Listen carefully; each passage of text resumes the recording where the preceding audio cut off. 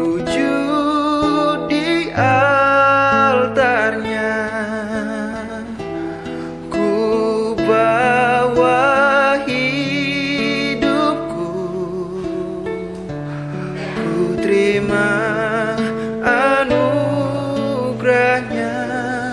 Dia ampuniku dan bebaskanku. Dia ubah hidupku. Shalom. Selamat pagi untuk kita semua. Terima kasih kepada Tuhan untuk cuaca yang baik yang mengizinkan kita kembali berbakti kepadanya di rumahnya yang kudus ini. Marilah kita mulai kebaktian kita pagi hari ini dengan saat teduh.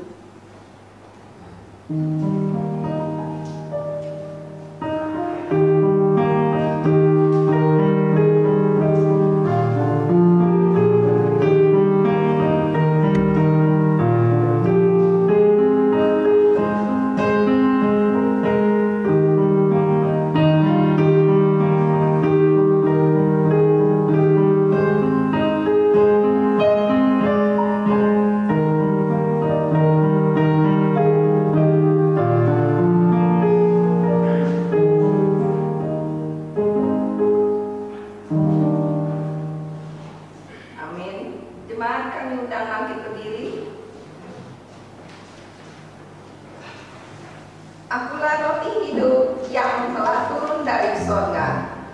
Jikalau seorang makan dari roti ini, ia akan hidup selama-lamanya. Dan roti yang kuberikan itu ialah dagingku, yang akan kuberikan untuk hidup dunia. Pertolongan kepada kita adalah di dalam nama Allah yang menciptakan langit dan bumi. Turunlah kiranya atas kita sekalian anugerah dan sejahtera dari Allah Bapa dan dari anaknya Yesus Kristus. Amin. Kita muji Tuhan. Yesus kami Raja.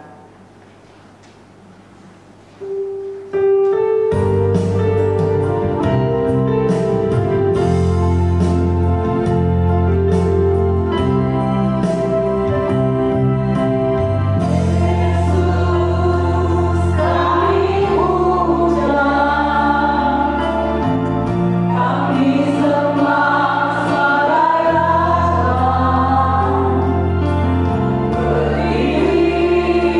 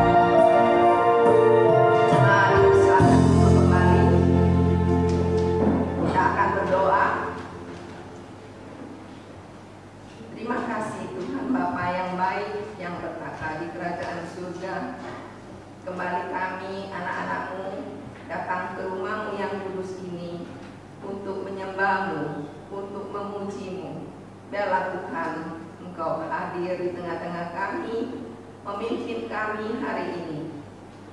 Biarlah kuasa dan Roh Kudus-Mu bertambah di dalam hati kami. Terima kasih ya Bapa. Kami berdoa untuk jemaat yang ada di rumah-Mu ini, juga ada yang di rumah masing-masing mengikuti kebaktian ini lewat live streaming. Biarlah Tuhan Engkau juga urapi mereka. Tolong mereka, pimpin mereka ya Bapa, di dalam segala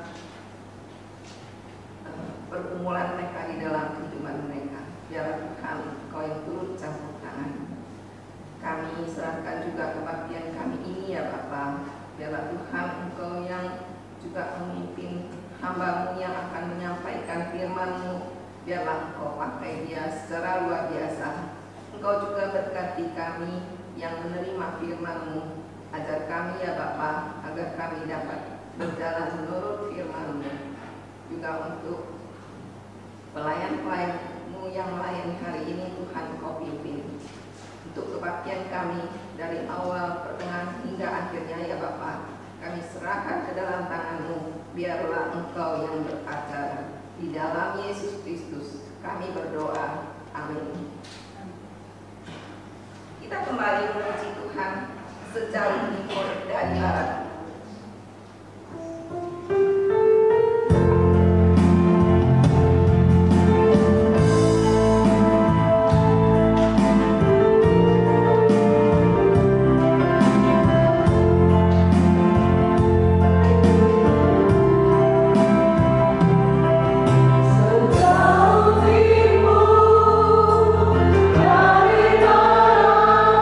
Engkau membuang dosa.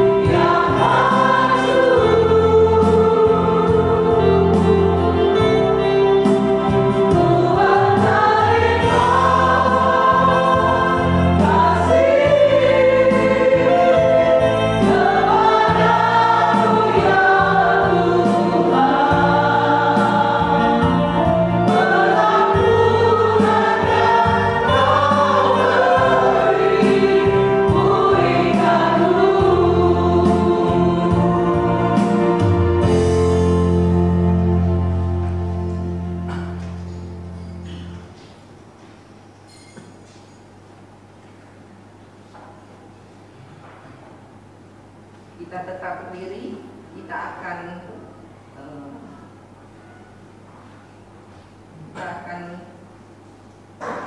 dalam pengakuan iman rasuli.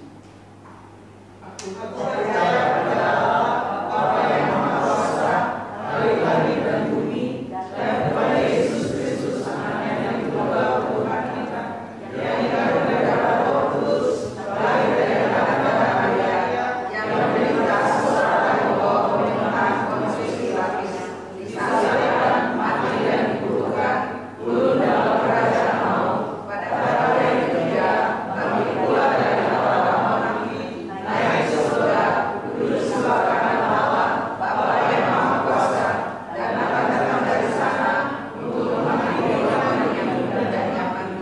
Aku percaya kepada Roh Kudus, gereja yang kudus dan am, persekutuan orang yang kudus, pengampunan dosa, kebangkitan dari dan hidup yang kekal. Amin. Jemaat dipersilakan duduk kembali. Kita akan mendengarkan warta jemaat. Warta jemaat Minggu hari ini tanggal 16 Agustus 2020. Pimpinan jemaat dan majelis mengucapkan selamat beribadah kepada seluruh jemaat.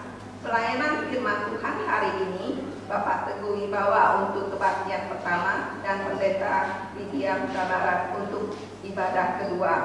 Pimpinan jemaat, majelis dan seluruh jemaat mengucapkan terima kasih atas pelayanannya.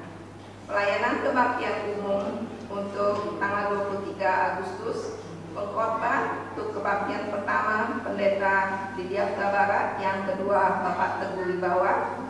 Liturgis kebaktian pertama Bapak Wira, yang kedua Bapak Agustinus. Doa syafaat kebaktian pertama Ibu Nelis, yang kedua Bapak Teguh Wibawa. Warta liturgis persembahan kebaktian pertama keluarga Bapak Pena Pitupulu, yang kedua Ibu Veronica. Pemusik kebaktian pertama Bapak Supriyadi, yang kedua Bapak F. Simangunsong. Operator LCD kebaktian pertama Saudara Pleno, yang kedua Saudari Lydia Sulasni. Operator sound kebaktian pertama Bapak Joni, kebaktian kedua Bapak Satria Edi Halim. Pengatur duduk kebaktian pertama Bapak Wira dan Bapak Pena Pitupulu. Singer Bapak Uki dan Bapak D. Siahaan. Penghitung persembahan kebaktian pertama Bapak Wimpi, Bapak Ari dan Bapak Wira. Yang kedua Bapak Agustinus dan Bapak F. Simangunsong. Jadwal pelayanan ibadah seksi untuk P2MI tanggal 18 Agustus ditiadakan dan diganti dengan ibadah penghiburan keluarga Ibu Meling jam 18.30. PWMI 21 Agustus bertempat di gereja. Firman Tuhan Pendeta Lydia, liturgis Ibu Mimi, acara renungan jam 18.30. P3MI 22 Agustus bertempat di gereja. Firman Tuhan Bapak Teguh, liturgi Saudari Ana, acara MPD masuk jam 18.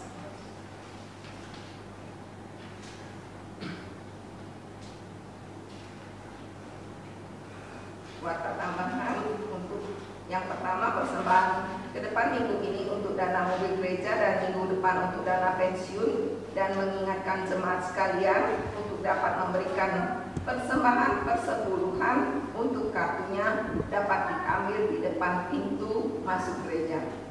Yang kedua, ibadah penghiburan. Pada Bapak Ibu jemaat diundang untuk hadir dalam ibadah penghiburan keluarga Bapak Akyong pada hari Selasa 18 Agustus 2020 pukul 18.30 bertempat di rumah keluarga Ibu Meling depan penginapan Mimi. Yang ketiga, pimpinan jemaat, majelis dan seluruh jemaat mengucapkan selamat ulang tahun dalam minggu ini kepada yang pertama Carlos Abetu Sibarani tanggal 11 Agustus. Yang kedua, Ibu Francisca Susanti 16 Agustus. Yang ketiga, Keola Silvania Sandi 18 Agustus. Yang keempat, diberitahukan kepada jemaat sekalian bahwa untuk mengakses ibadah streaming di gereja kita, jangan lupa follow, like, and share akun Facebook dan Instagram gereja dan sekolah minggu, serta subscribe YouTube GMI Kasih Karunia. Demikian kuota kita hari ini. Terima kasih, Tuhan memberkati.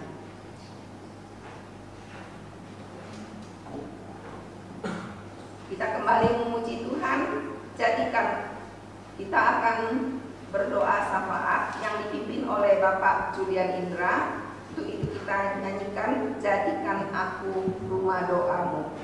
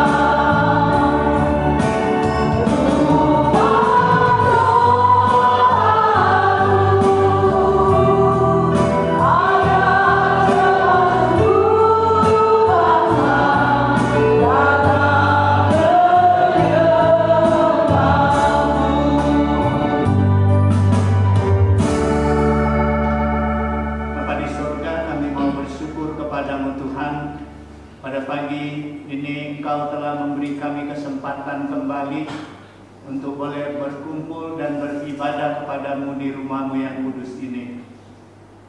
Kami membawa segala kesalahan dan dosa yang telah kami perbuat sepanjang minggu ini. Dan kami mohon Tuhan Engkau mengampuni kami, menyucikan kami dengan darah anak-Mu Yesus Kristus, dan memberi kami hati yang baru, agar hidup kami ke depan makin dekat kepada Tuhan dan makin menjauhkan segala diri kami daripada segala dosa. Bapa di surga, kami juga doakan ibadah pada pagi hari ini. Kami mohon Tuhan, biarlah Engkau menyertai dan Engkau hadir dalam ibadah ini, memberkati ibadah ini, sehingga semua yang hadir pada pagi hari ini tidak akan pulang dengan sia-sia, tetapi akan menerima berkat daripada Tuhan. Bapa di surga, kami juga juga bersyukur Engkau memberi kami kesempatan untuk berdoa kepadamu, untuk mengungkapkan segala pergumulan dan isi hati kami, segala kerinduan kami kepada Tuhan. Oleh sebab itu Tuhan, biarlah Engkau senantiasa menjawab doa-doa kami, dan kami yakin bahwa Engkau akan memberikan yang paling baik bagi kami. Bapa di sorga, kami doakan khususnya untuk gereja metodis di Indonesia ini, baik wilayah 1 maupun wilayah 2.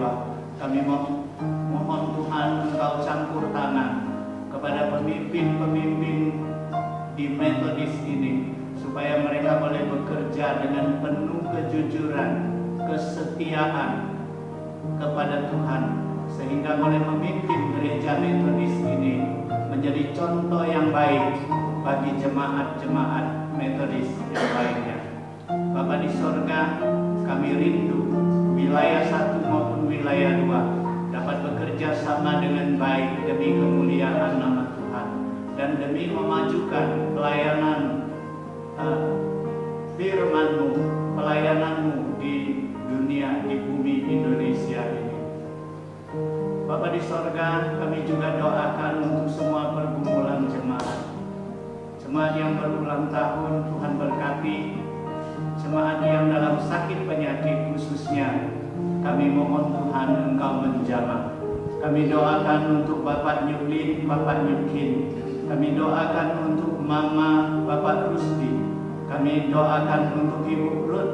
Kami doakan untuk Papa, Pak Joni, Mama, Pak Arianto, Bapak Suhandi Cahaya, Opung Alvaro Situmorang, Ibu Siupa, Ibu Ratna, Edgar, Pendeta Sending Situmeang, dan untuk cucu kami, Lois. Kami menyerahkan jemaat-jemaat kami, bila masih ada yang lemah fisiknya dan sakit, kami mohon Tuhan, jamahan kasih-Mu, jamahan kesembuhan-Mu untuk memberikan kepada mereka, sehingga mereka boleh merasakan penyertaan Tuhan, kasih sayang Tuhan yang senantiasa hadir dalam kehidupan mereka. Bapa di sorga, kami juga doakan untuk PKMI kami di dalam tahun ajaran baru ini, menghadapi tahun ajaran baru ini. Kami mohon biarlah Engkau tambahkan murid bagi kami, sehingga kami boleh melalui perguruan ini untuk memuliakan nama-Mu, untuk menjalankan visi dan misi bagi Tuhan. Bapa di sorga, kami juga doakan untuk rencana pembangunan pastori yang sudah kami rencanakan sejak tahun yang lalu.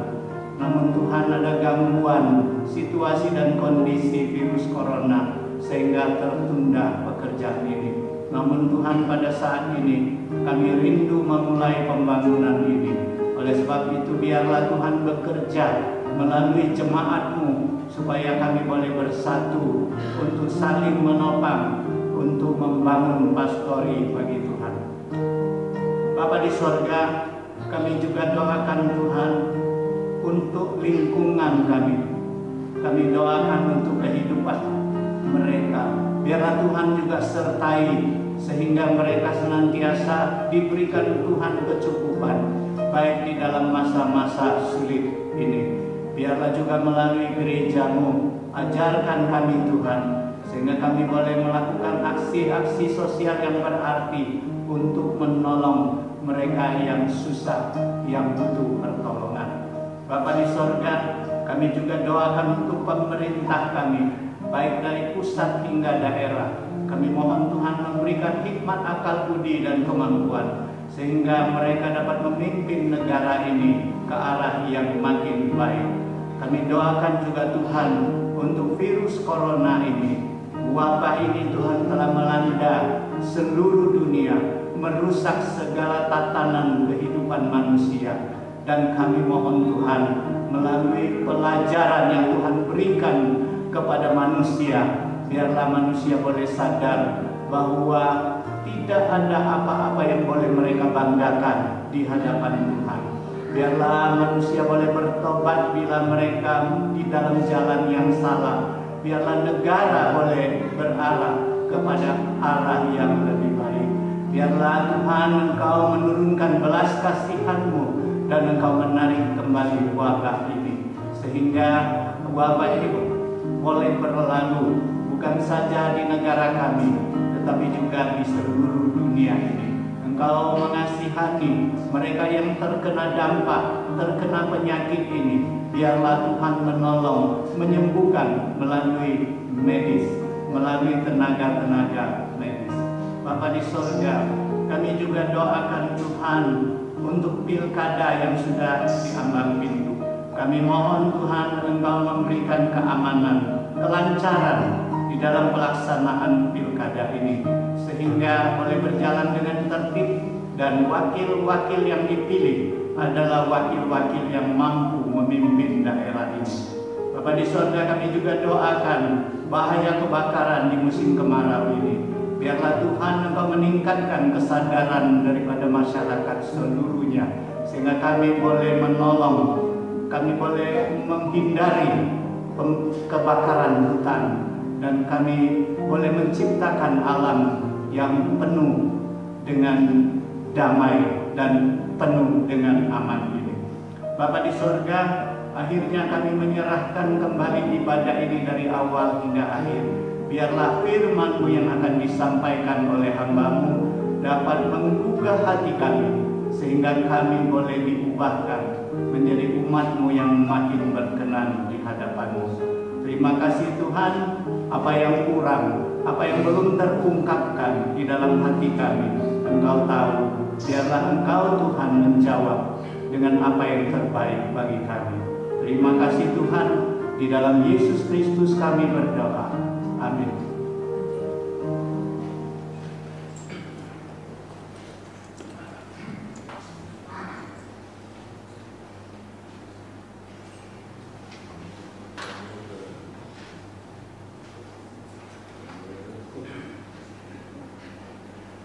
Marilah kita memberikan yang terbaik kepada Tuhan dengan persembahan kita.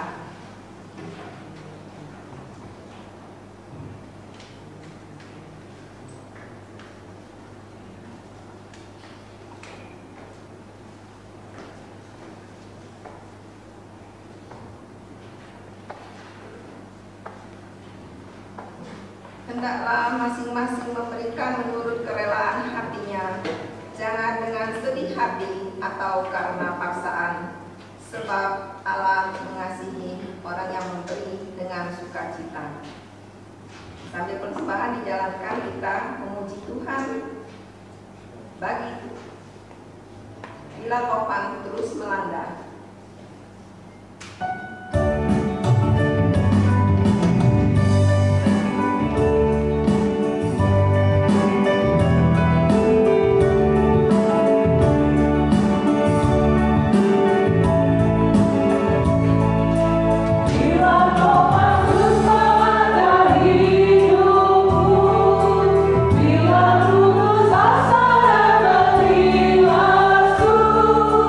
Berkat Tuhan satu-satu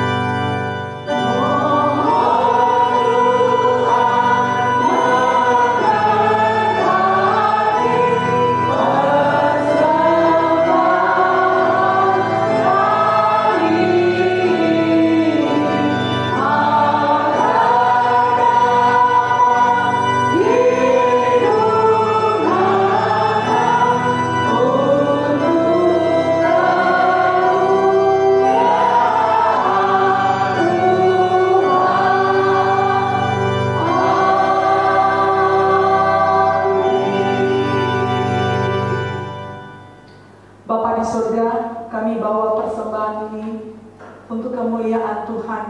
Kami mengucap syukur atas penyertaan dan pertolongan Tuhan dalam setiap usaha pekerjaan jemaat-Mu.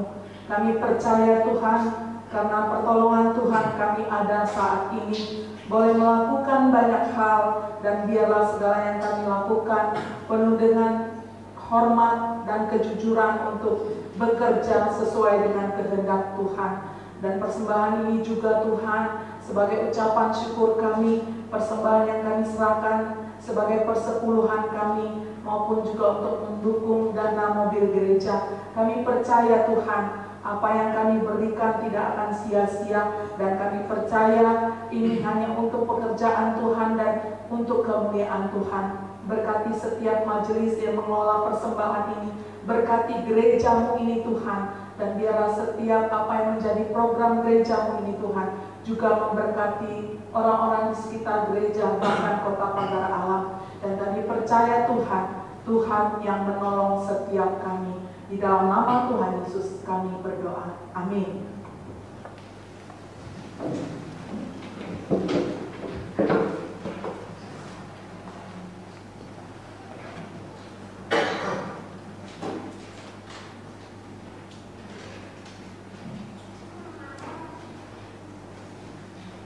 Untuk menyambut firman Tuhan yang akan dibawakan oleh Bapak Teguh Wibawa, kita bernyanyi Bagi Tuhan Tak Ada Yang Mustahil.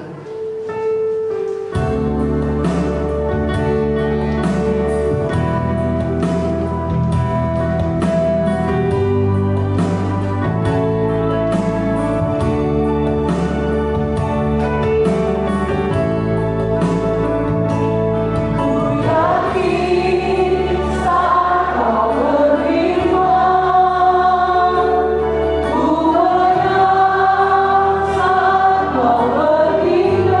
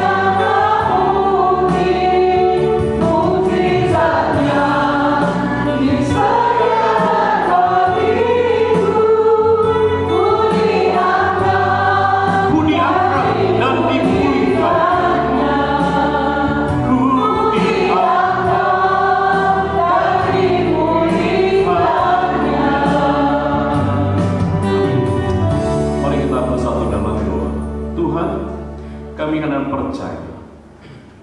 Kami hidup, kami beroleh kesehatan, kami beroleh kebaikan. Semua hanya anugerah Tuhan, hanya kebaikan Tuhan. Tidak ada satupun yang dapat kami banggakan, tidak ada yang dapat kami andalkan dalam diri kami, hanya Engkau. Tuhan, hari ini kami mohon Engkau mengurapi kami, memberkati kami.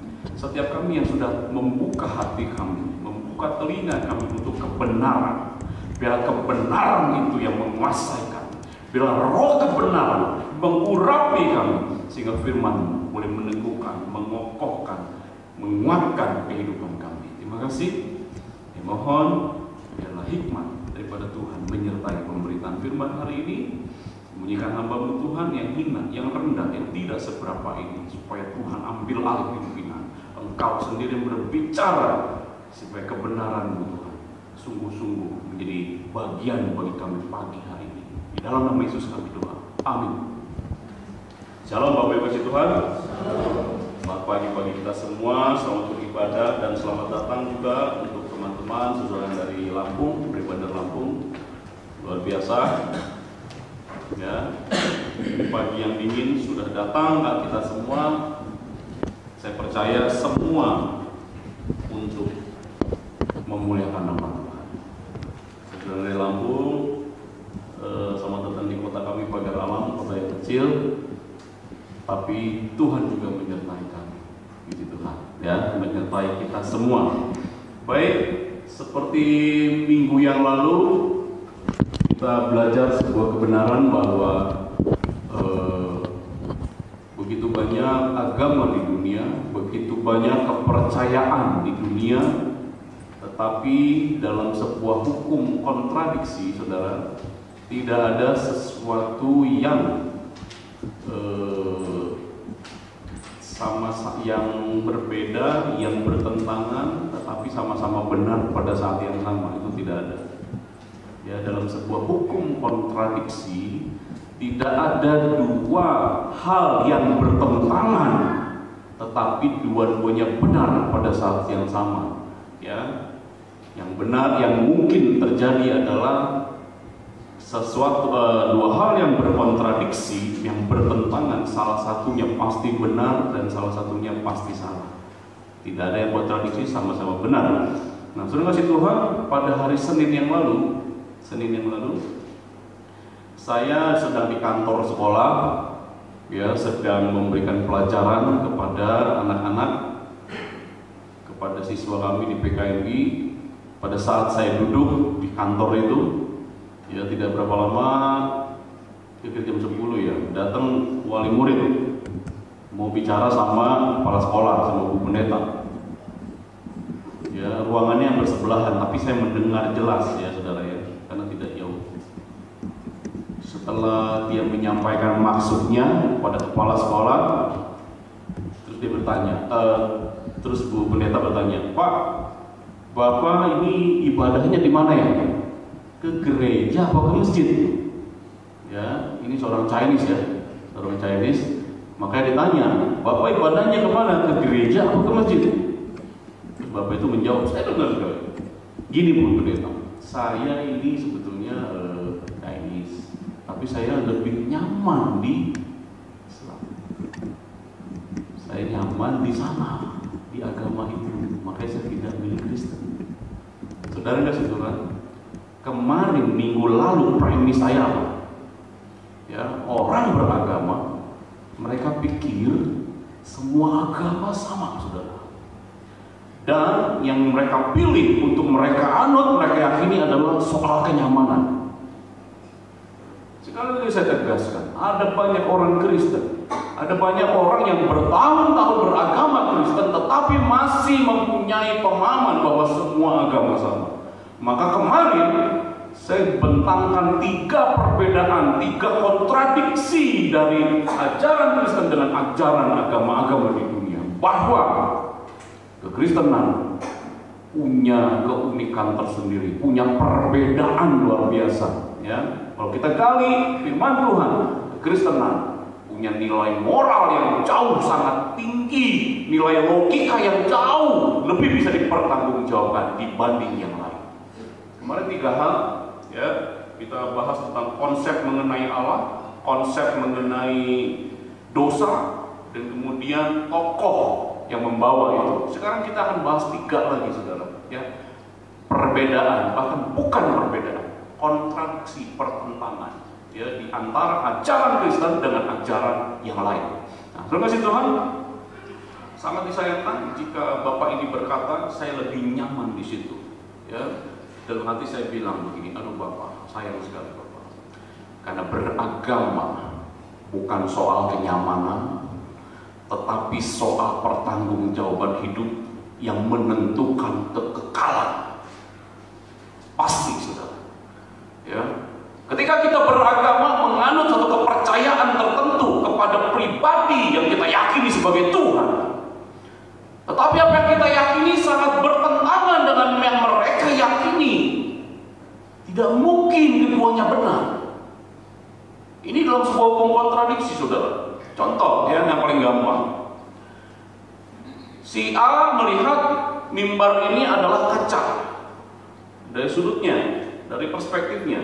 Si B melihat mimbar ini adalah plastik dari sudutnya. Ya, kaca atau plastik mirip. Ya, dari pandangan kiri kanan sepertinya sama, kaca atau plastik. Ini baru berbeda pandangan. Tapi sebenarnya ini adalah plastik. Tidak mungkin yang bilang kaca benar. Tidak mungkin pada saat yang sama yang bilang plastik benar. Ini kaca atau plastik? Ketika kita buktikan, ketika kita teliti betul-betul, baru kita tahu ini adalah plastik. Tidak mungkin pada saat yang sama yang bilang kaca benar, yang bilang yang bilang ini plastik adalah benar. Itu tidak mungkin. Bisa paham maksud saya, saudara ya? Bisa paham ya? Tujuan saya hari ini dan kemarin bicara itu adalah saya sangat prihatin bahwa ada banyak orang Kristen masih menyangka bahwa semua agama adalah sama. Kita baca 2 ayat. Matius 7, 13, 14. Matius pasal 7, 13, 14. Hari ini kita akan banyak membuka ayat Alkitab ya. Tolong konsentrasi untuk membuka ayat-ayat bagi kita, operator.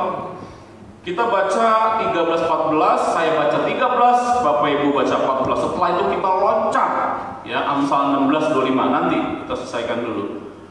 Masuklah melalui pintu yang sesak itu, karena lebarlah pintu dan luaslah jalan yang menuju kepada kebinasaan, dan banyak orang yang masuk melaluinya.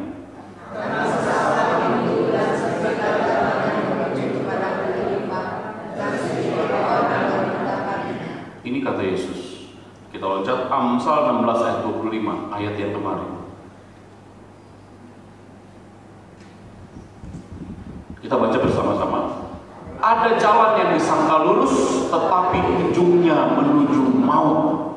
Saudara kasih Tuhan, jalan yang dimaksud di sini bukan jalan raya sekali lagi, tetapi jalan kepercayaan yang mereka pilih, yang kita pilih untuk kita ikuti. Ya. Hanya Yesus yang berkata, akulah jalan, kebenaran, dan hidup. Tidak ada seorang pun yang sampai kepada Bapa kalau tidak melalui aku. Ya, tadi di Matius pasal 7, Yesus berkata, ada 2 jalan, yang lebar, sempit. Mana yang kita pilih? Nah, saudara kasih Tuhan, hari ini kita akan belajar hal yang penting, ya, tentang konsep keselamatan, juga konsep surga dan neraka, dan juga konsep tentang kebangkitan orang mati dari perspektif Kristen, juga dari perspektif agama yang lain, kepercayaan yang lain. Sedang kasih Tuhan, di dalam konsep keselamatan ajaran Kristen, ya, di situ kita dapati bahwa Allah yang mencari manusia. Tetapi di semua agama yang berbeda, ya, yang diajarkan adalah manusia yang mencari Allah. Bagaimana manusia mencari Allah? Dengan amal, dengan perbuatan, dengan kesalehan hidup, dengan kebaikan. Mereka berusaha sampai kepada Tuhan, bisa memperkenan hati Tuhan. tetapi tidak di dalam kekristenan, saudara. Di dalam kekristenan terbalik, Allah yang mencari manusia. Logikanya begini, yang terhilang itu manusia apa Tuhan? Sebenarnya yang terhilang manusia atau Tuhan, saudara? Manusia, setuju kita ya. Kenapa? Karena manusia yang berdosa. Lah, kalau yang hilang itu adalah manusia, kok manusia mencari Tuhan? Kok yang hilang yang mencari kehilangan? Masuk logika, saudara? Sesuatu yang hilang, ya, dia tidak mencari yang kehilangan. Justru seharusnya yang kehilangan yang mencari yang hilang. Yang kehilanganlah yang mencari yang hilang.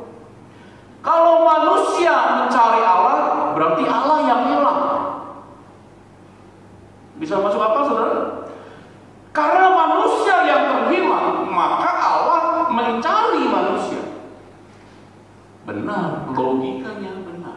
Tetapi kalau manusia yang hilang, kok manusia mencari Allah? Berarti Allah yang hilang. Nah, kalau kita kehilangan barang, yang cari kan kita. Kalau kita kehilangan saudara, kehilangan anak, yang cari kan kita. Bukan yang kehilangan yang mencari yang hilang yang mencari kehilangan. Oke, demikian, saudara. Mari kita lihat ayat yang mendasari ajaran ini. 1 Petrus 1 ayat 25. 1 Petrus 1 ayat 25. Tetapi firman Tuhan tetap untuk selama-lamanya. Inilah firman yang disampaikan Injil kepadamu. 26.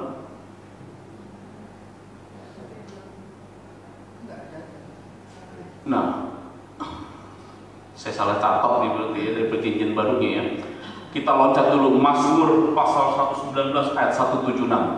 Mazmur, saya selalu compare perjanjian baru, perjanjian lama, perjanjian lama ya. Mazmur 119 ayat 176.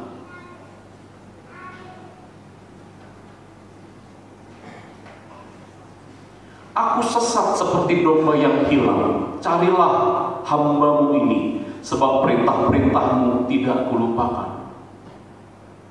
Di dalam Petrus juga tercatat ayat yang sama, saudara. Ya.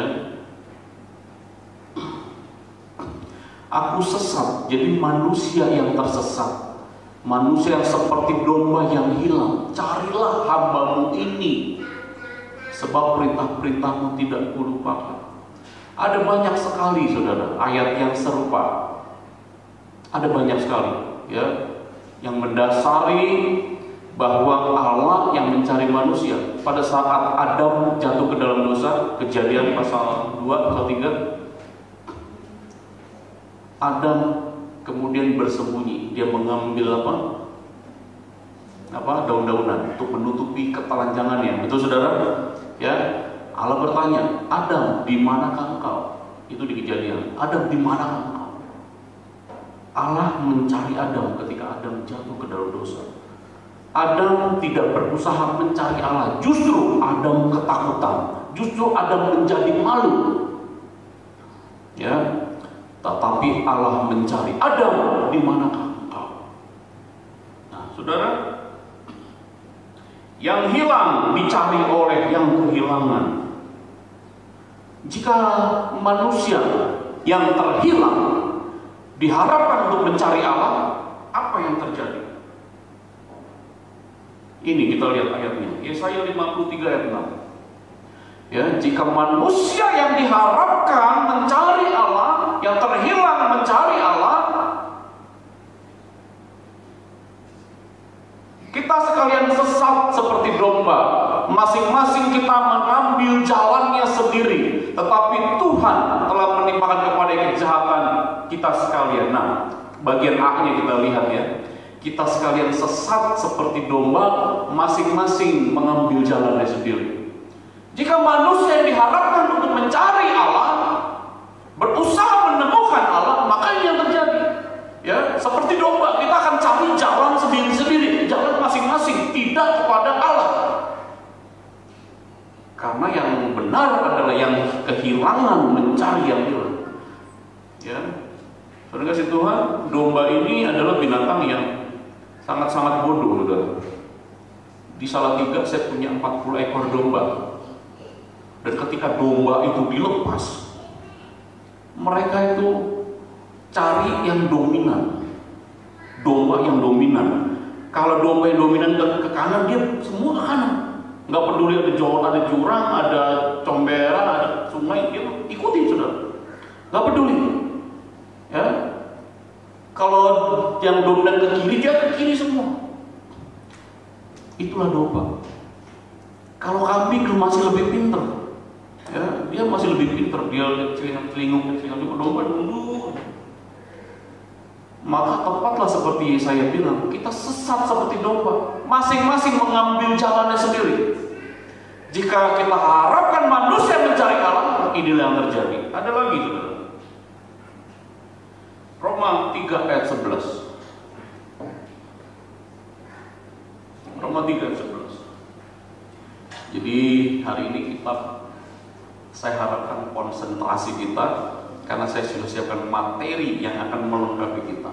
Tidak ada seorang pun yang berakal budi, tidak ada seorang pun mencari Allah. Kenapa? Karena dosa. Karena dosa yang sudah kita bicarakan kemarin, ya, dosa asal. Dosa asal, original sin, itu yang merasuk sejak Adam dan keturunannya sampai dengan hari ini, sehingga tidak ada seorang pun yang mencari Allah. Jika diharapkan manusia mencari Allah, manusia mencari kebenaran untuk dirinya sendiri, yang ada adalah kekacauan, yang ada adalah mencari jalannya sendiri-sendiri menurut kenyamanan saya, menurut kesukaan saya, menurut yang saya anggap baik. Tidak ada seorang pun yang mencari Allah, ini kata Rasul Paulus. Jadi kalau di dalam iman Kristen yang kehilangan Allah, dia mencari manusia. Nah, saudara, mari kita bedah ayat-ayat ini.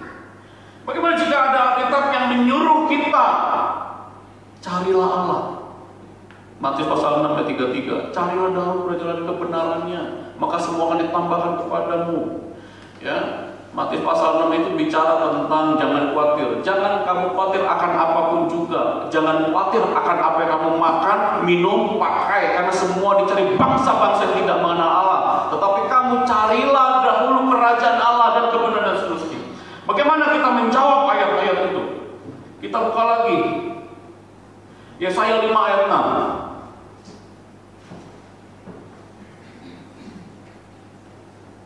Aku akan membuatnya ditumbuhi semak-semak.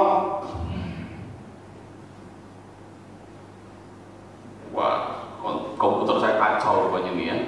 Nah, saudara kasih Tuhan, ada banyak ayat-ayat yang juga menyuruh kita mencari wajah Tuhan, ya, mencari pertolongan daripada Tuhan, mencari yang dari Tuhan. Ada ayat-ayat yang meminta kita seperti itu. Salah satunya tadi, ya, Matius pasal 6 ayat 33. Nah, bagaimana kita menjawab itu, saudara?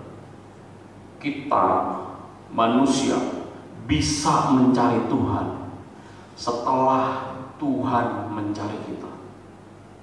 Setelah Tuhan menemukan kita, Dia taruh sebuah kerinduan di dalam hati kita, baru kita bisa mencari Dia. Itu. Kalau Tuhan betul-betul lepas tangan, tidak ada anugerah yang menjamah kita, maka totally kita tidak mungkin mencari Allah. Karena kita seperti domba mencari jalan sendiri. Tidak ada seorang pun mencari Allah. Nah, saudara kasih Tuhan, kenapa kita tidak mungkin mencari Tuhan? Efesus 2 ayat 1. Kita buka lagi ayat ini. Efesus pasal 2 ayat 1. Kamu dahulu sudah mati karena pelanggaran dan dosa-dosa. Sesungguhnya ketika Adam mengalami dosa asal, ketidaktaatan karena makan buah yang terlarang itu, ya, Adam melahirkan, Kejadian pasal 5, yang serupa dengan Adam, yang sudah jatuh ke dalam dosa, yang sudah kehilangan kemuliaan Allah. Ya, itulah sebabnya dahulu mereka yang belum ditemukan Allah sudah mati karena pelanggaran dan dosa-dosa. Walaupun kita belum berbuat dosa, kemarin sudah kita bahas konsep tentang dosa. Walaupun kita belum berbuat dosa, sesungguhnya kita sudah sejak dikandung ibuku, dalam dosa aku dikandung oleh ibuku, kata Daud. Nah, jadi suruh kasih Tuhan, manusia baru bisa mencari Tuhan, baru bisa ada kehausan, baru punya kerinduan mencari Tuhan, datang kepada Tuhan ketika Tuhan sudah menemukan dia. Di dalam ajaran metodis namanya itu Prevenient Grace, anugerah pendahuluan. Mungkin kita sudah pernah dengar.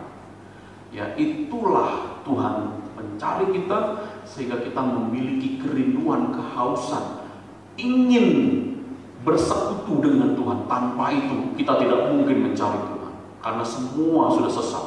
Nah, sudah kasih Tuhan, dengan Tuhan menemukan kita, kita punya kesadaran akan Tuhan. Sudah kasih Tuhan, mari kita perjelas. Ya, kalau belum cukup jelas, mari kita lihat di dalam Kejadian pasal 6 ayat 7. Ini nggak mungkin salah.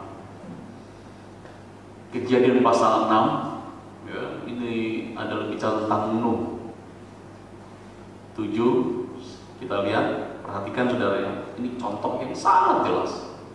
Berfirmanlah Tuhan, aku akan menghapuskan manusia yang telah kuciptakan itu dari muka bumi, baik manusia maupun hewan dan binatang-binatang melata dan burung-burung di udara, sebab aku menyesal bahwa aku telah menjadikan mereka. Ayat 8. Ayat 8. Tetapi Nuh mendapat kasih karunia di mata Tuhan. Ayat 9. Ayo. Inilah riwayat Nuh. Nuh adalah seorang yang benar, tidak bercela di antara orang sejamannya, dan Nuh itu hidup bergaul dengan Allah. Saudara kasih Tuhan, siapa Nuh? Kita tahu Nuh orang benar. Melalui Nuh generasi manusia dipertahankan. Betul? Melalui bahtera keselamatan, melalui Nuh manusia dipertahankan sampai dengan hari ini. Semua habis oleh air bah. Pertanyaannya, ini pertanyaannya, Bapak Ibu bisa jawab, ya. Nuh mendapat kasih karunia Tuhan dulu, kemudian dia jadi orang benar, jadi tidak bercela, atau dia jadi orang benar dulu, baru dia mendapat kasih karunia. Ayo, bisa paham pertanyaan saya ya? Pertanyaan pertama, Nuh mendapat kasih karunia dulu baru dia jadi orang benar, atau Nuh jadi orang benar dulu baru dia mendapat kasih karunia? Yang mana yang benar? Pertama atau kedua? Ini pertama, ini kedua. Ayat kita lihat ayat 8 sekali lagi, biar yakin. Nuh mendapat kasih karunia di mata Tuhan. Ayat 9. Inilah riwayat Nuh. Saudara, yang benar, dia mendapat kasih karunia dulu. Ayat 8 tadi. Setelah dia mendapat kasih karunia, anugerah Tuhan, ditemukan oleh Tuhan, baru dia bisa jadi orang benar. Baru dia bisa hidup saleh. Baru dia bisa hidup bergaul dengan Allah. Satu kali saya berdiskusi dengan teman. Dia bilang, oh enggak, karena hidup Nuh benar, dia bergaul dengan Allah, dia saleh, maka dia mendapat kasih karunia. Saya bilang, total gagal. Kalau kita mau jadi orang benar dulu, baru dapat kasih karunia. Tidak tidak mungkin. Karena kita ini orang berdosa. Karena kita ini dilahirkan di dalam dosa. Setelah mendapat kasih karunia, baru kita bisa jadi orang benar, saudara. Baru kita bisa hidup dalam kebenaran, dalam kesalehan. Mari kita buka satu ayat, Efesus pasal 2 ayat 8. Tetap kita di sini ya, tetap kita di Nuh ini ya. Sebab karena kasih karunia kamu diselamatkan oleh iman, bukan hasil usahamu, tetapi pemberian Allah. Ayat 9. Itu bukan hasil pekerjaanmu. Jangan ada orang yang memegahkan diri. Ya, Alkitab berkata, sebab karena kasih karunia kamu diselamatkan oleh iman. Itu bukan hasil usahamu, tapi pemberian Allah. Jangan ada yang memegahkan diri. Ayat 10-nya bilang, karena kita ini buatan Allah, diciptakan dalam Kristus Yesus, cuma datang untuk melakukan pekerjaan Allah yang siapkan Allah sebelumnya, yang mau kita hidup di dalamnya. Saudara, sekali-sekali kita makan makanan berat ya. Kalau makan makanan ringan nanti nggak sehat-sehat, nggak kuat-kuat.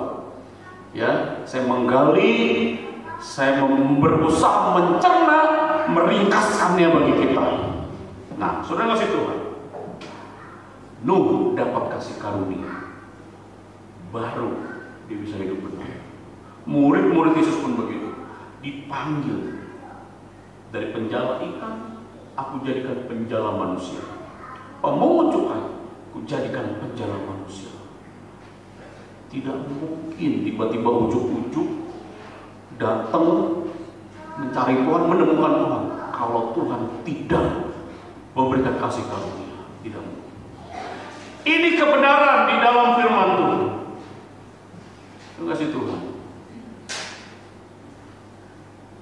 Seringkali saya ketika malam, jauh malam, sendirian di saat malam yang sepi, hujan gerimis rintik-rintik, saya merenungkan firman Tuhan.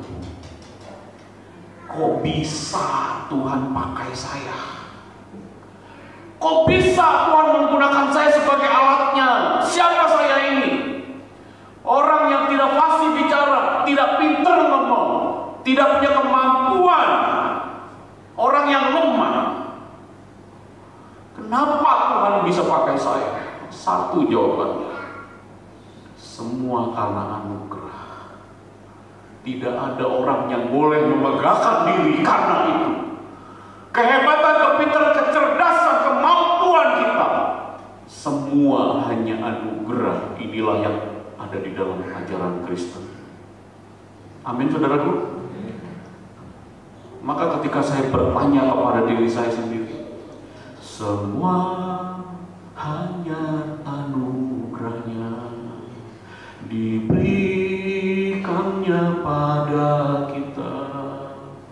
Semua anugerahnya bagi kita. Apalagi kita dipakainya. Ingat, saudara, ingat. Bukan karena kehebatan, kepintaran, kemampuan. Semua anugerahnya. Kalau kita masih bisa menikmati berkat Tuhan, kalau kita masih dipakai untuk ini itu, melakukan hal-hal ini itu, kebesaran yang kita miliki, itu hanya anugerah itu. Tanpa itu tidak mungkin kita sampai mampu melakukan itu. Amin, saudara. Ini, nah, saudara situ masih dalam topik yang sama, ya, memang agak ribet, tapi saya harus menjelaskannya. Apa itu kasih karunia? Apa itu kasih karunia? Apa itu anugerah? Kita tahu anugerah adalah sesuatu yang kita terima walaupun kita tidak pantas menerimanya. Itulah anugerah. Ya, itulah kasih karunia.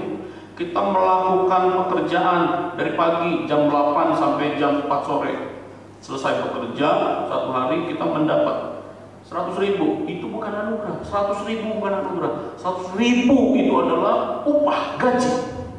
Tetapi kalau kita dari pagi nggak ngapa-ngapain, cuma kongko-kongko doang, main-main gitar, nonton-nonton doang, dari pagi sampai malam dikasih uang. Nih, untuk kamu makan, itu baru anugerah. Kita tidak pantas menerima sesuatu itu, tetapi itu diberikan dengan cuma-cuma, itulah anugerah. Pertanyaannya, kenapa orang lain sejaman Nuh tidak mendapat anugerah? Cuma Nuh doang yang mendapat anugerah, mendapat kasih karunia. Berarti Tuhan tidak adil. Bisa paham segera? Kenapa orang-orang di masa Nuh, di zaman Nuh tidak menerima anugerah yang sama? Kok cuma Nuh? Pasti karena ada keistimewaan Nuh nih. Kita jawab, pasti karena Nuh orang baik, pasti karena Nuh orang benar, maka dia terima itu. Tidak, saudara. Bukan karena itu. Mari kita lihat prinsipnya. Roma 9 ayat 15. Ini prinsipnya, saudara. Roma 9 ayat 15. Ya, sampai 18. Sebab ia berfirman kepada Musa, aku akan menaruh belas kasihan kepada siapa aku mau, menaruh belas kasihan, dan aku akan bermurah hati kepada siapa aku mau bermurah hati. Jadi hal itu tidak bergantung kepada kehendak orang atau usaha orang, tetapi kemurahan hati Allah. Sebab Kitab Suci berkata kepada Firaun, itulah sebabnya aku membangkitkan engkau, yaitu supaya aku memperlihatkan kuasaku di dalam engkau, dan supaya namaku dimasyhurkan di seluruh bumi. 18. Jadi ia menaruh belas kasihan kepada siapa yang dia kehendakinya, dan ia mendengarkan hati siapa yang dikehendakinya. 16. Ini prinsip kita. Terserah Tuhan. Kepada siapa Tuhan mau bermurah hati? Ya terserah Tuhan. Tuhan punya pandangan yang jauh lebih berhikmat daripada manusia.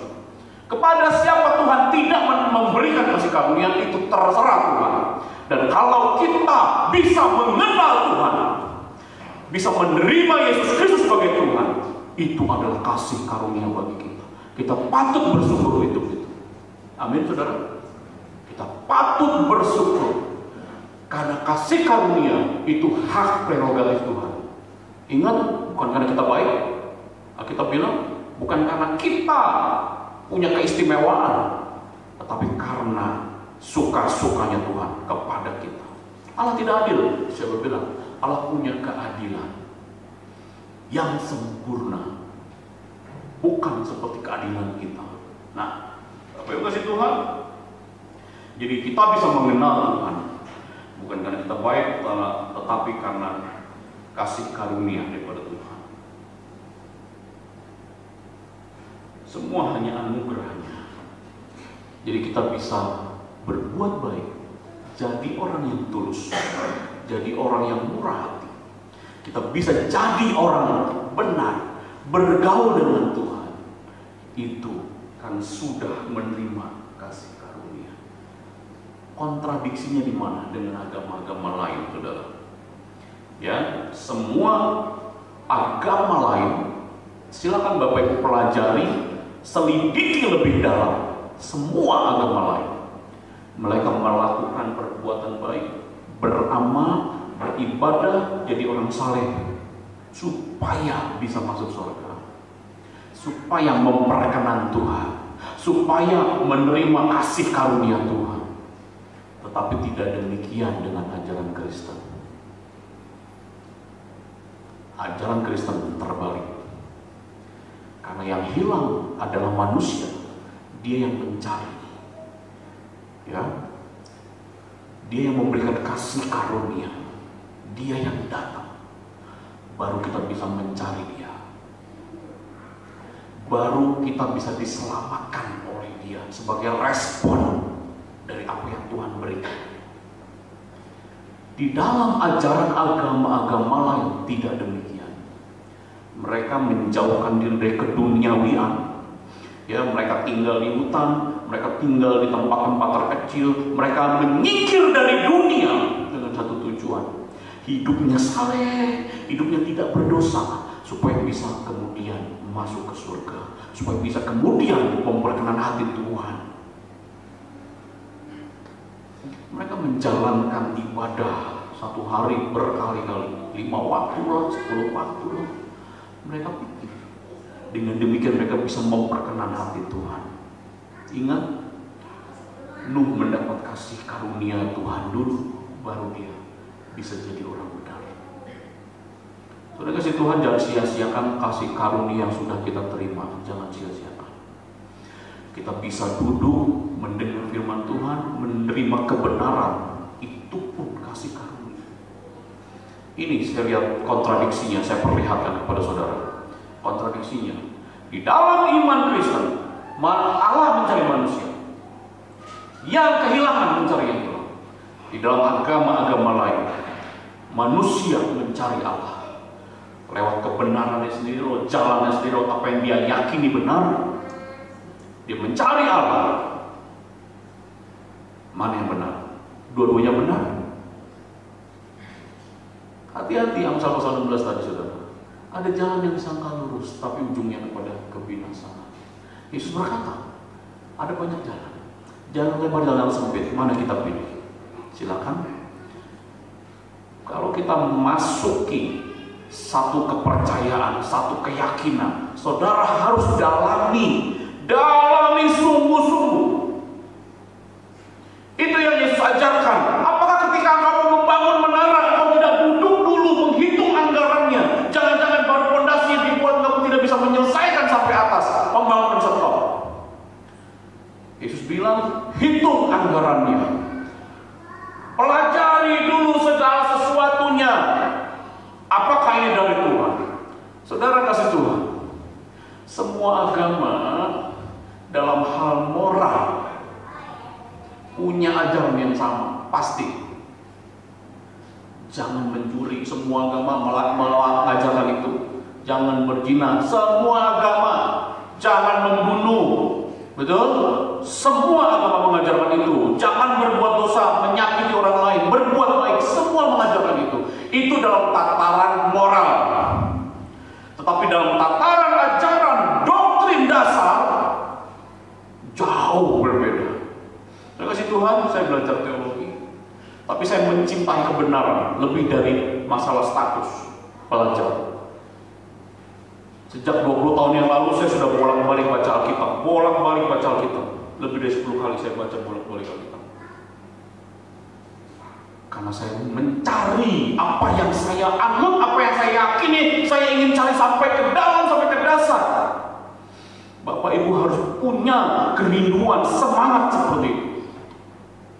Orang tua gimana Pak? Orang tua juga nggak apa-apa. Harus berusaha dengan apa yang Bapak Ibu miliki, pelajari.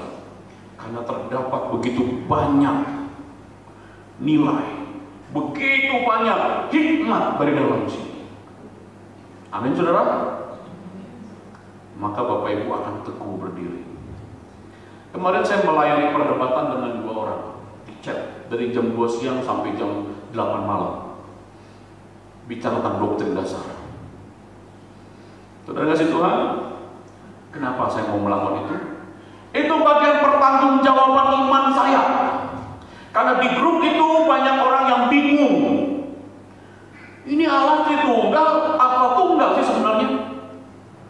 Dengan penuh keyakinan seorang teman ini berusaha meyakinkan di seluruh grup bahwa Allah itu tunggal, tidak Tritunggal. Saya punya kewajiban sebagai seorang percaya pada Tuhan harus meluruskan.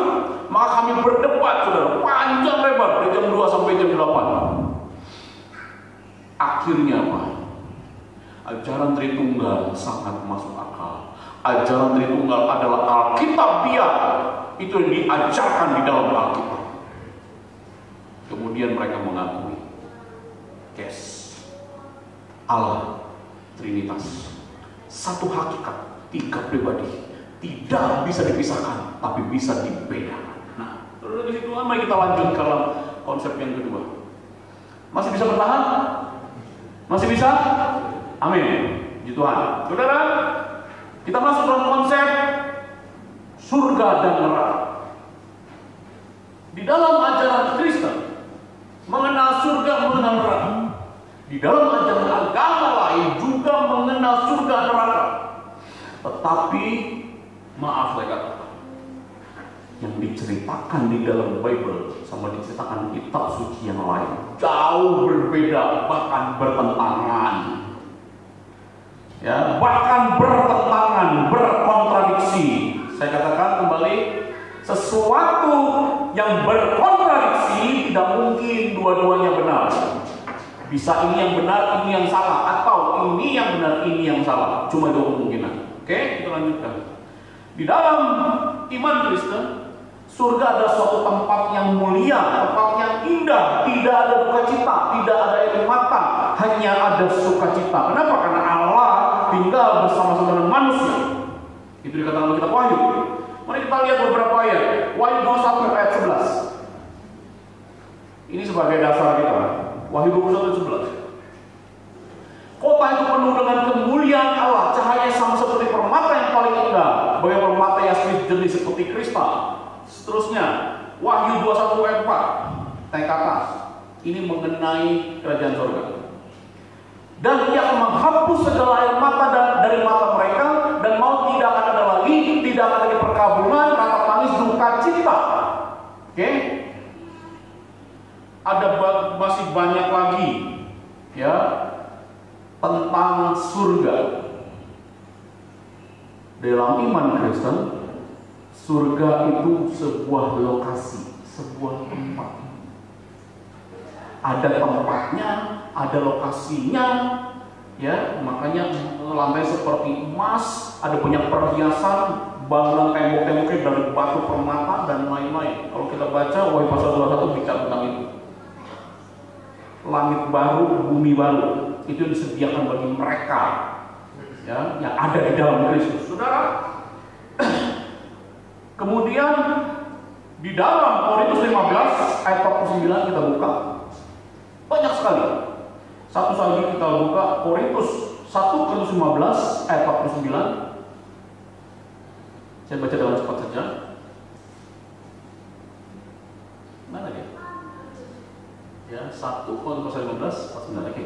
Sama seperti kita kalau memakai rupa dari yang alamiah, demikian pula kita akan memakai rupa dari yang surgawi. Lanjut sampai 52 ya.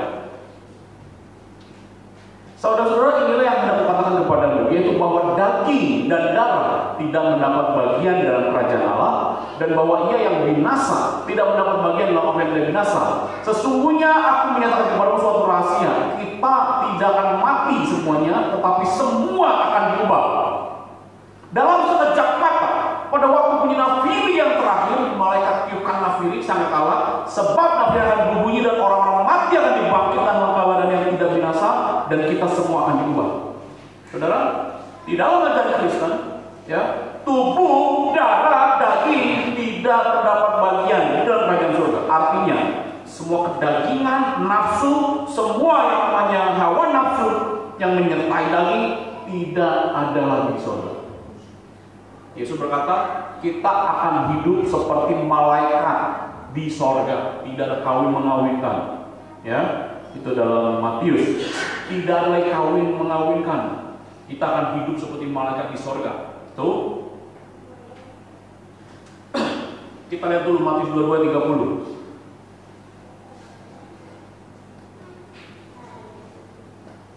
Matius 22:30.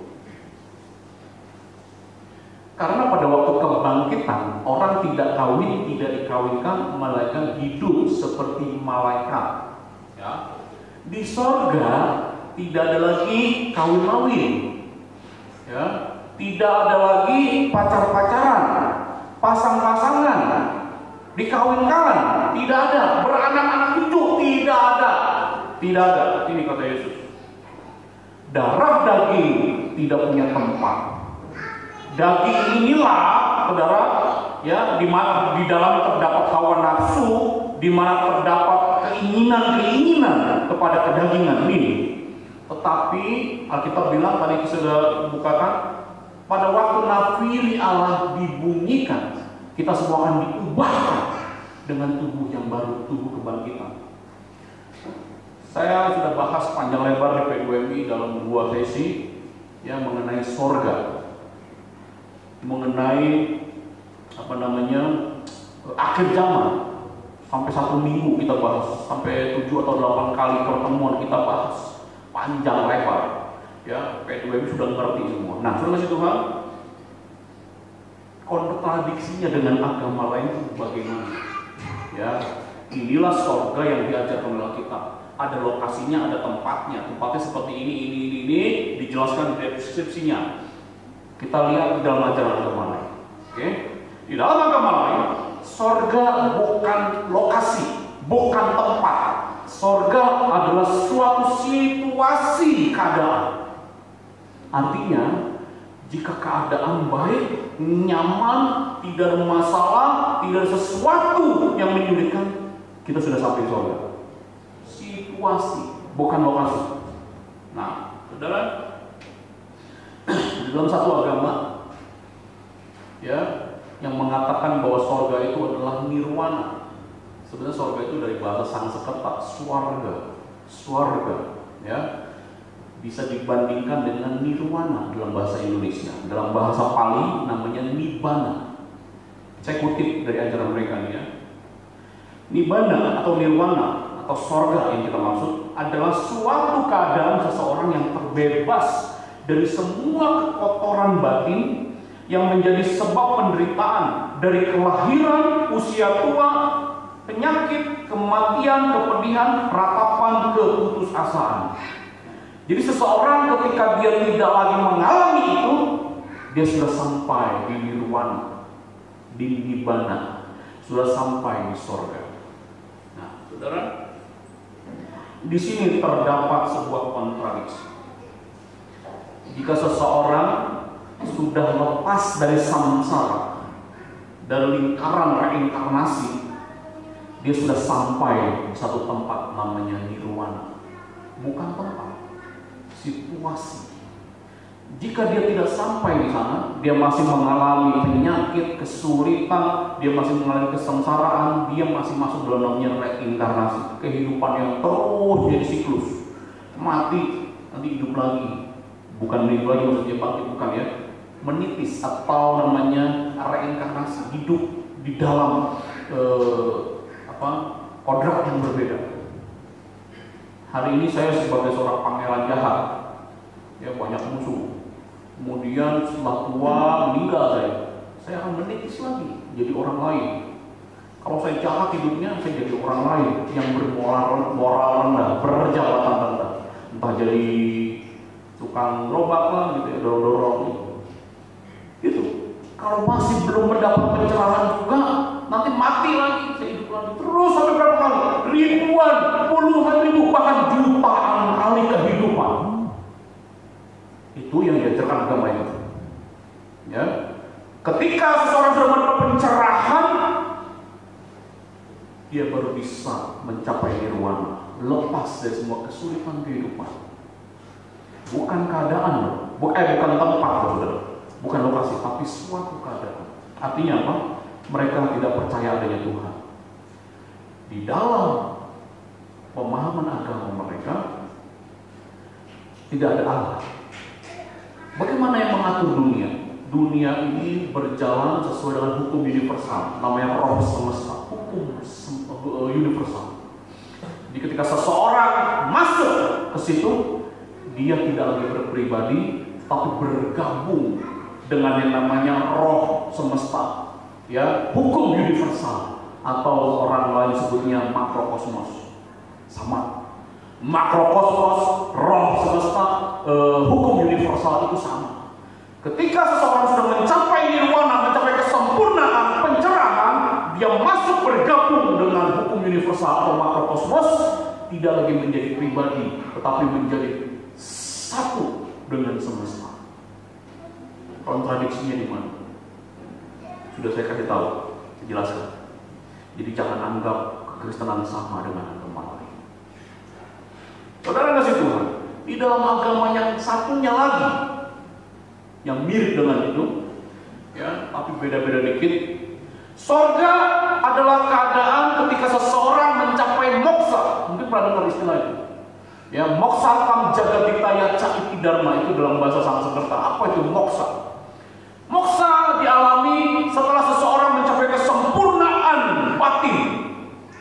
Ya, berbeda dengan yang tadi mirip, berbeda. Moksa adalah jalan yang tertinggi, yang termulia. Ketika seorang sampai ke kesempurnaan batin, dia juga sama, menjadi satu dengan semesta. Tidak berpribadi. Misalkan saya ketika meninggal mencapai moksa, saudara, di dalam Indonesia, ya, di dalam sejarah Indonesia yang sudah mencapai moksa, katanya itu Prabu Siliwangi sudah mencapai moksa, Pati Gajah Mada sudah mencapai moksa, dan banyak tokoh-tokoh lain. Ya, ketika mereka sampai kepada ketingkatan batin yang paling tertinggi, mereka bersatu, mereka kehilangan kepribadian mereka.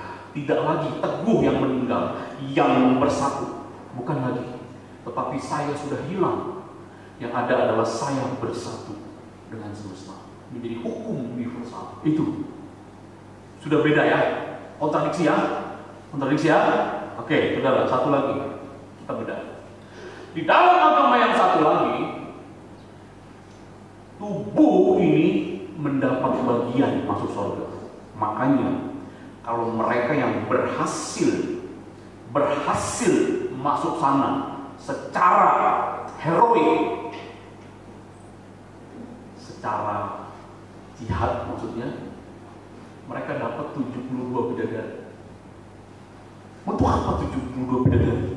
Untuk memuaskan hasrat mereka. Sudah silakan cari, datanya banyak sekali.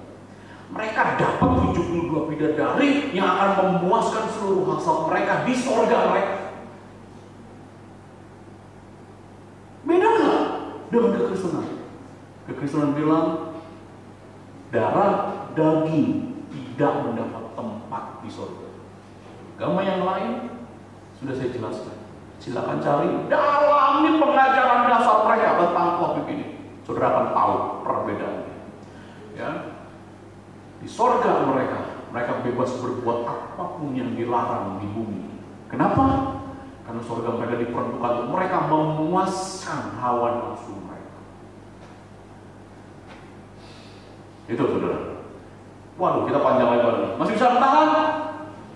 Masih bisa? Kalau tidak, saya stop. Masih bisa saudara? Amin. Nah, itu tentang surga, tentang neraka sekali. Sedikit lagi, ini saya sudah ambil sedikit-sedikit saudara. Tentang neraka. Dalam iman Kristen, neraka ada satu tempat. Ingat, satu tempat, bukan satu kondisi. Ada tempat di mana di sana ada hukuman kekal. Lautan api yang menyala-nyala, yang menyakitkan, yang tidak membuat bahagia. Susah sekali di sana. Dan itu sifatnya kekal. Ada satu tempat. Ya, tetapi di dalam agama yang lain, neraka adalah suatu keadaan tidak nyaman, kebalikan dari yang tadi.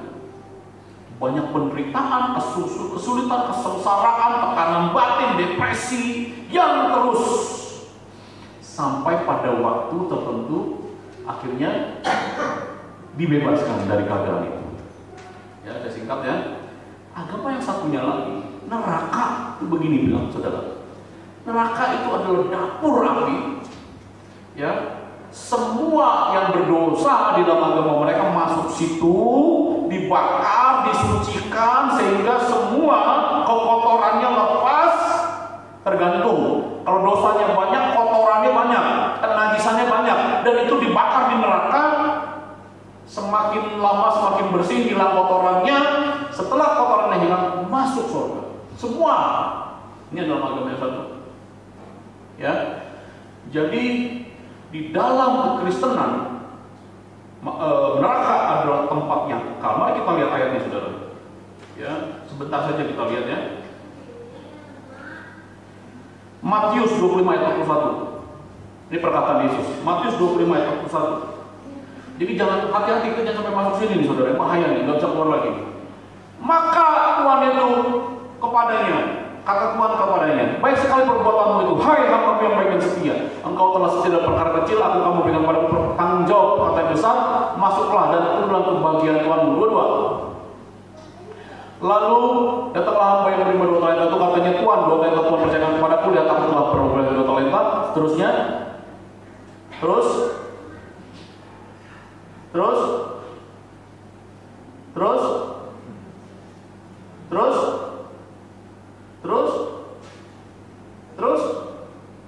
supaya kita lewatin ya. Lagi, sekali lagi. Nah, dan campakkanlah hamba yang tidak berguna itu ke dalam kegelapan yang paling gelap. Di sana terdapat ratap gigi lagi. Ah, sudah selesai ya. di mana ada ratap dan retak gigi, artinya kesulitan, kesakitan yang sangat-sangat sakit. Oke, lanjut. Daniel 12 ayat 2. Ini saya loncat-loncat ya. Daniel 12 ayat 2. Matius ada beberapa ayat, Markus ada beberapa ayat. Oke. Dan banyak dari antara orang-orang telah tidur dalam tubuh tanah, maksudnya telah mati, akan bangun, sebagian untuk mendapat hidup kekal yang tadi dibangkitkan. Oh jangan, ya. Sebagian untuk mengalami kehinaan dan kengerian kekal. Kekal. Kehinaan, kengerian yang kekal. Ini di dalam ajaran Alkitab, di dalam Kristen. Ya, di ajaran agama-agama lain tidak kekal. Ya, saya bahas satu agama aja. Yang saya katakan tadi, mereka dibakar di neraka ya dengan api yang menyala-nyala sampai kotoran, kenajisan, kebobrokan mereka lepas semua, terakhir masuk surga lagi. Jadi di dalam agama ini semuanya pada akhirnya masuk surga. Kalau di dalam Kekristenan tidak ada, cuma dua pilihan. Di dalam hidup ini yang sekarang kita akan menentukan mau masuk surga mau masuk neraka. Tidak ada lagi di neraka dulu sementara terakhir masuk surga. Tidak ada. Atau kebalikannya, masuk surga dulu enak-enak baru masuk neraka. Tidak ada. Itu di dalam iman Kristen. Ya straight seperti itu. Nah, sudah kasih Tuhan kontradiksi, bertentangan. Tidak mungkin kedua-duanya benar. Amin. Tidak mungkin kedua-duanya benar. Kalau apa yang diajarkan Alkitab benar, yang ini pasti salah. Kalau apa yang diajarkan Alkitab salah, yang ini pasti benar. Tinggal kita pastikan jangan sampai salah pilih. Nah, itu yang ke-5 ya, dari kemarin yang ke-5 nih sekarang. Sekarang yang ke-6 yang terakhir. Konsep mengenai kebangkitan orang mati. Sebentar saja saudara, saya sudah pada lelah ya. Gak apa-apa.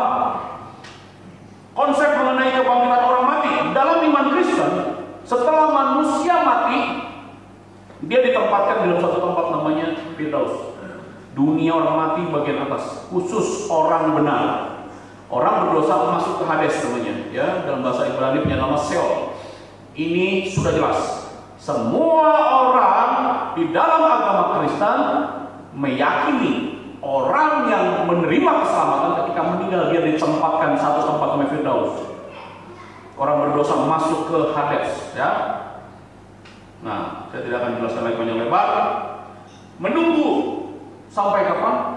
Sampai tadi itu nafiri Allah ditiupkan, baru dari Firdaus turun menyongsong awan di angkasa, menerima Tuhan di angkasa, menerima tubuh kebangkitan, tubuh yang baru. Dari situ nanti turun lagi ke bumi setelah masa Antikris 7 tahun. Turun ke bumi, memasuki perang Armageddon, baru Tuhan Yesus memusnahkan Gog dan Magog, baru kemudian langit baru, bumi baru, kerajaan 1000 tahun selesai. Nah, saudara kasih Tuhan, kita tidak panjangkan sampai ke sana, ya. Tetapi yang saya mau bahas adalah kontradiksinya. Dalam agama yang lain, tadi bahwa kehidupan itu terus berulang sampai ribuan kali, hingga cukup jutaan kali, miliaran kali kalau nggak cukup, dan seterusnya sepanjang masa tidak berkesudahan, terus berulang. Ya, kalau saya hidupnya belum beres, tidak mendapat pencerahan, saya tidak sampai ke nirwana, saya tidak sampai kepada satu keadaan lepas dari samsara, siklus kehidupan. Oke? Tetapi yang diajarkan Alkitab tidak. Manusia hidup hanya satu kali, setelah itu dihakimi. Ibrani 9 ayat 27. Coba satu ayat terakhir. Ibrani pasal 9 ayat 27. Dan sama seperti manusia ditetapkan untuk mati hanya satu kali, sesudah itu dihakimi. Di dalam ajaran Alkitab tidak ada kehidupan yang berulang. Totally tidak ada sama sekali. Ya, setelah manusia hidup, sekarang kita hidup, satu kali kita akan mati, selesai. Tidak ada kehidupan yang berulang. Sampai situ kita menunggu di satu tempat. Kalau tidak di Hades, kalau di Firdaus, tunggu. Sampai kapan? Sampai hari penghakiman. Oke? Sampai hari penghakiman nanti, Wahyu pasal 20. Tahap penghakiman tahta putih yang besar. Dari situlah selesai penghakiman ditempatkan. Yang satu di lautan api yang menyala-nyala, Gehenna. Yang satu masuk ke dalam langit baru, bumi yang baru. Saudara kasih Tuhan, saya mau jelaskan perbedaan, kontradiksi, bukan perbedaan, kontradiksi. Yang satu, kekristenan berkata manusia hidup hanya satu kali, setelah itu dihakimi, menerima apa yang patut.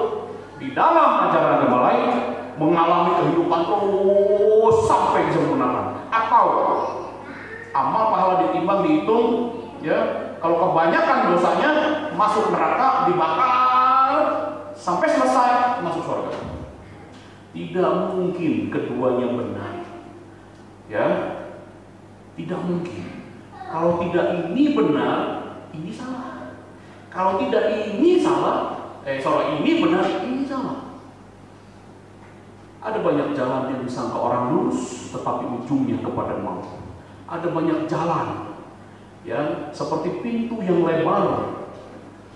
Banyak orang yang mengikutinya, kata Yesus. Tetapi sempitlah jalan menuju kepada kehidupan. Saudara kasih Tuhan, hari ini selesai untuk perbedaan. Saya sebagikan 6 perbedaan dasar dan iman Kristen yang jauh berbeda, berkontradiksi dengan agama lain. Jadi saya harapkan Bapak Ibu tidak berkata, oh semua agama sama. Silakan ikuti, hati-hati, karena itu menyangkut kekekalan. Memang itu menyangkut kenyamanan kita hari ini. Kenyamanan hari ini tidak bisa kita bandingkan dengan kekekalan. Kenyamanan hari ini berapa tahun? Kita hidup mungkin 80-70 tahun, ya, 70 tahun dalam kenyamanan. Tetapi ingat, di akhir adalah kekekalan. Kemana kita? Itu tergantung pilihan kita. Saudara kasih Tuhan, satu poin yang penting, di dalam hidup inilah kita menentukan kemana kita akan berakhir, kemana kita akan selesai nanti. Karena tidak ada lagi tempat pindah. Oh, saya sudah masuk ke neraka, sementara nanti saya pindah ke sana. Tidak ada dalam umat Kristen. Secara moral itu pun tidak bertanggung jawab. Kenapa saya bilang tidak bertanggung jawab? Kalau memang ada kesempatan orang yang tinggal di neraka, masuk neraka, bisa punya kesempatan ke surga. Sekarang saya jadi penjahat kelas berat. Sekarang saya jadi penjahat, jadi bandit, saya nikmati hidup, saya hura-hura nikmati semua apa yang saya bisa nikmati. Oh, kalau masuk neraka nanti pada akhirnya dibakar sementara, pindah ke surga. Betul saudara? Tidak ada tanggung jawab moral di situ, di dalam ajaran itu. Saya yakin ajaran Kristus yang benar. Di dalam iman saya, kita menentukan mau masuk surga, mau masuk neraka itu hari ini. Ya, kita berjuang, kita berusaha, kita sungguh-sungguh menghidupi kebenaran, kita sungguh-sungguh meminta pertolongan Tuhan supaya kita dimampukan hidup sesuai dengan firman-Nya. Karena ketika itu kita mendapat tempat yang layak dari apa yang sudah kita perjuangkan dalam hidup kita ini. Amin, saudara. Terima kasih Tuhan. Selesai hari ini, mari kita bersatu dalam doa. Tuhan Yesus, kami tahu ada banyak jalan di dalam dunia ini. Kami percaya Engkau yang berkata, Akulah jalan dan kebenaran dan hidup. Tidak ada sampai datang kepadaku kecuali kepada Bapa kecuali melalui Aku. Kiranya umat-Mu teguh berpegang, punya pemahaman yang kokoh di dalam Engkau, sehingga tidak mudah terombang-ambingkan dengan berbagai pengajaran yang ada di sekitar kami. Terima kasih Roh Kudus yang memampukan kami untuk hidup di jalan-jalan-Mu, untuk hidup berpegang pada perintah-Mu, melakukan apa yang berkenan kepadamu. Terima kasih Tuhan. Di dalam nama Yesus kami berdoa. Amin. Saudara, mari kita akhiri ibadah kita ini dengan menaikkan pujian Engkaulah perisai.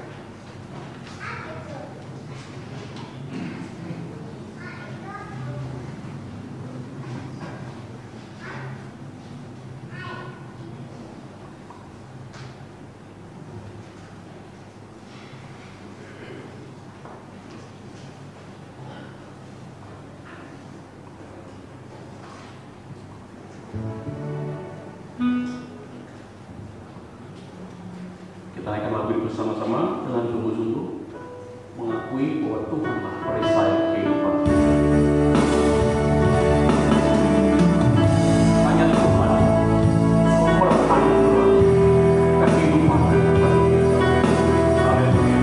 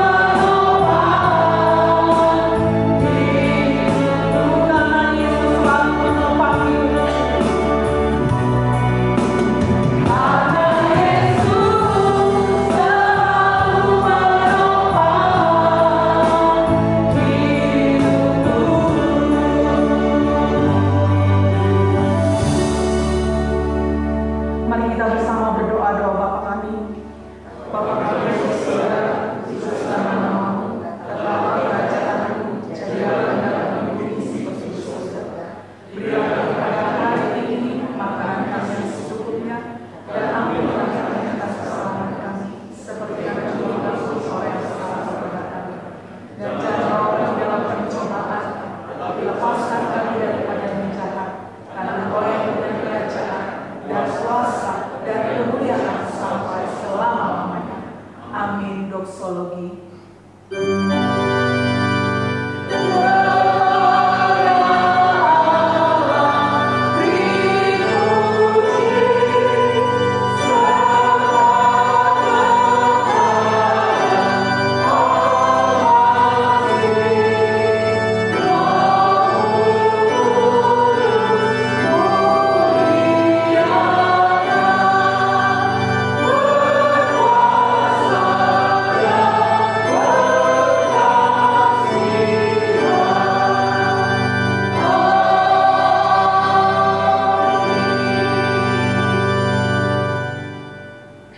Jemaat Tuhan, pulanglah dengan damai sejahtera dan lakukanlah firman Tuhan di dalam kehidupanmu, dan terimalah berkat daripada Tuhan. Kasih karunia daripada Tuhan kita Yesus Kristus, kasih sayang Allah Bapa dan persekutuan dengan Roh-Nya yang kudus, itulah yang menaungi kita sekalian dalam anugerah-Nya, dalam pengampunan yang diberikan, dengan penyertaan Tuhan di dalam kehidupan rumah tanggamu, di dalam kehidupan usaha pekerjaanmu, di dalam kehidupan saat ini, dan sampai kedatangan Tuhan Yesus yang kedua kalinya. Amin.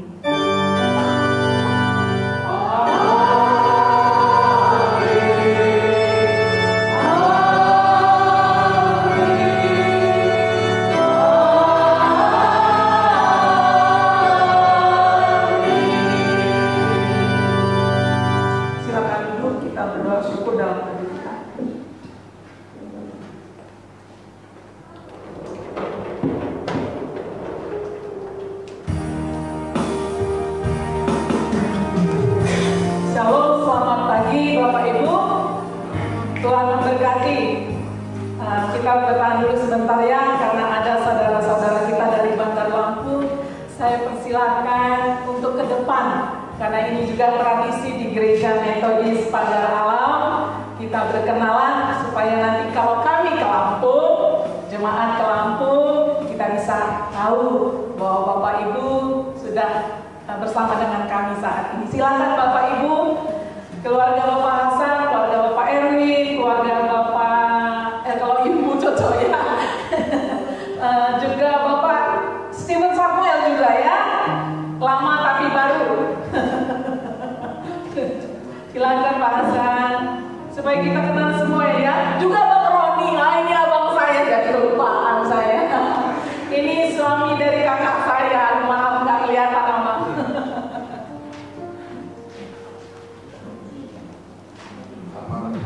Iya, lama tapi baru ya. Lama di Pagar Alam tapi baru datang bersama dengan kita. Mau diperkenalkan Ibu Cucu deh. Yang mau diperkenalkan. Shalom. Tuhan, kami bisa beribadah di tempat ini. Kami sangat senang bisa kembali bertemu dengan pendeta kami, Ibu Lydia dan Bapak Teguh. Kami rombongan dari Lampung, karena Pak Roni adalah kakak ipar dari Ibu Lydia. Jadi kami juga mau di sini, dan Pak Stefan dan Ibu juga adalah orang Pagar Alam. Kami ini keluarga Pak Hasan, keluarga Pak Stefan, Pak Adi dan kami keluarga Semuran. Ya, kami juga bersuka cita ya, keluarga Bapak Semuran, keluarga Pak Hasan, keluarga lama tapi baru Pak Samuel, Bapak Erwin dan abang ipar saya. Ya. Jadi mereka adalah jemaat DMI Manuel Bandar Lampung. Ya, kita sambut dengan bertepuk tangan. Maaf saya sekarang dengan Pak Teguh tidak bisa menemani karena berkenaan dengan acara di sekolah. Ya, kami ada online jadi tidak bisa bersama-sama menikmati pemandangan di Pagar Alam atau rekreasi. Kalau Bapak Ibu sudah menikmati semua, saya bisa dulu. Iya, sudah sana kemarin saya lihat di fotonya lagi, hanya satu jalan. Tapi tak apa-apa, lain kali Bapak Ibu kita bisa bersama-sama kembali kembali kami sambut dengan sukacita atas kehadiran Bapak Ibu semua.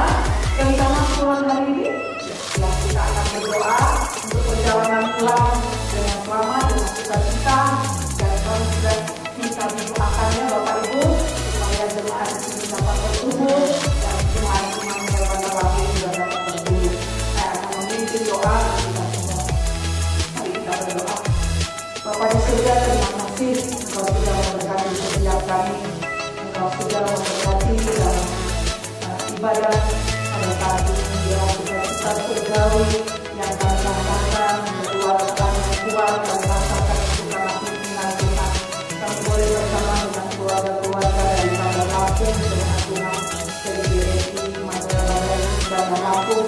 Biarlah Engkau juga memberkati mereka, keluarga Bapak Stimorang, keluarga Bapak Hasan, keluarga Bapak Stephen Samuel, keluarga Bapak Erwin, dan keluarga Abang Roni. Terima kasih Tuhan, semua mereka sudah menikmati berkat Tuhan. Mereka sudah menerima berkat Tuhan dan juga mereka mengucap syukur atas kebaikan Tuhan. Kalau rencana siang hari ini mereka akan kembali ke Bandar Lampung atau bersinggah juga ke kota-kota lain, biarlah Engkau juga sertai perjalanan mereka, jauhkan dari segala mara bahaya, dan biarlah sukacita yang Tuhan berikan atas mereka juga kesehatan. Kami percaya Tuhan memberikan kekuatan atas mereka dan tiba di Bandar Lampung bertemu dengan keluarga dengan keadaan sehat, sukacita yang daripada Tuhan. Terima kasih Tuhan, kami bersama dengan jemaat dari GRI Acara ini kami boleh bersama-sama bertumbuh untuk memuliakan Tuhan dan sepanjang 1 minggu ke depan biarlah Tuhan kita memberkati. Terima kasih Tuhan Yesus dan haleluya, amin. Selamat hari Minggu, Tuhan memberkati kita semua.